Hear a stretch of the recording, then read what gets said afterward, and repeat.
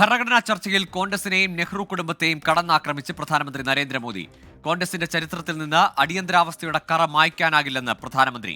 സ്വന്തം നേട്ടത്തിനായി നെഹ്റു ഭരണഘടന അട്ടിമറിച്ചെന്നും പരാമർശം.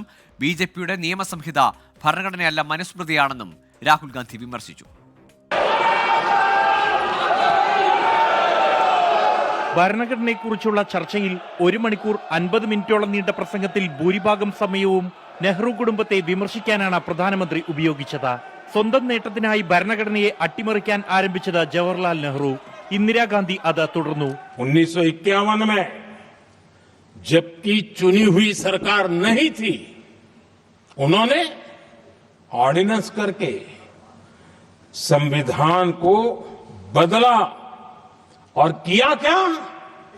अभिव्यक्ति की आजादी पर हमला कर दिया गया.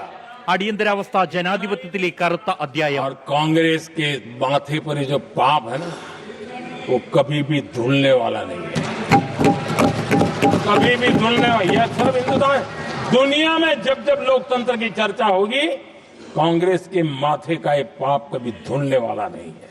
ഷാബാനു കേസിൽ രാജീവ് ഗാന്ധിക്കും വിമർശനം. സോണിയാഗാന്ധിക്ക് സൂപ്പർ പ്രധാനമന്ത്രി എന്ന വിശേഷണം. लेकिन इन्होंने तो प्रधानमंत्री के ऊपर एक गैर संवैधानिक, और जिसने कोई शपथ भी नहीं लिया था, नेशनल एडवाइजरी काउंसिल पीएमओ के भी ऊपर बैठा दिया. മാധ്യമങ്ങൾക്ക് മുന്നിൽ ഓർഡിനൻസ് കീറിയെറിഞ്ഞ രാഹുൽ അഹങ്കാരിയെന്ന മോദി. संविधान का अपमान करने वाले अहंकार से भरे लोगों ने पत्रकारों के सामने कैबिनेट के निर्णय को फाड़ दिया. സ്വന്തം കസേര സംരക്ഷിക്കാൻ 60 വർഷത്തിനിടെ 75 തവണ കോൺഗ്രസ് ഭരണഘടനയെ അട്ടിമറിച്ചെന്ന പ്രധാനമന്ത്രി. എന്നാൽ NDA സർക്കാർ ഭേദഗതികൾ കൊണ്ടുവന്നത് സ്ത്രീകളെ ശാക്തീകരിക്കാനും പാവപ്പെട്ടവർക്ക് നീതി ഉറപ്പാക്കാനുമെന്ന് മോദി. പൗരത്വ ഭേദഗതി നിയമം കൊണ്ടുവന്നതിൽ അഭിമാനം. 100ാം സ്വാതന്ത്ര്യദിനം ആഘോഷിക്കുമ്പോൾ ഇന്ത്യ വികസിത രാജ്യമാകുമെന്നും മോദി. ചർച്ചയിൽ സംസാരിച്ച രാഹുൽ ഗാന്ധി സവർക്കറും മനുസ്മൃതിയും ഏകലവ്യന്റെ കഥയും ഉയർത്തിക്കാട്ടി ബിജെപിയെ കടന്നാക്രമിച്ചു. Do you stand by your leader's words? Yes. Do you support your leader's words? Because when you speak in parliament about protecting the constitution, you are ridiculing Savarkar. You are abusing Savarkar.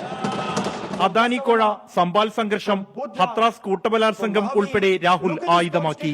हम दलितों को, आदिवासियों को, पिछड़ों को, किसानों को, मजदूरों को दिखाना चाहते हैं कि आपने किस किस का अंगूठा काटा है. इसलिए जो मैंने वायदा किया था, इसी हाउस में यहां हम कास्ट सेंसस लागू करेंगे. ബിജെപി എന്തു പറഞ്ഞാലും ജാതി സെൻസസ് നടപ്പാക്കുമെന്നും രാഹുൽ വ്യക്തമാക്കി. തിങ്കൾ ചൊവ്വ ദിവസങ്ങളിൽ ഭരണഘടന സംബന്ധിച്ച് രാജ്യസഭയിൽ ചർച്ച നടക്കും. 24 ഡൽഹി.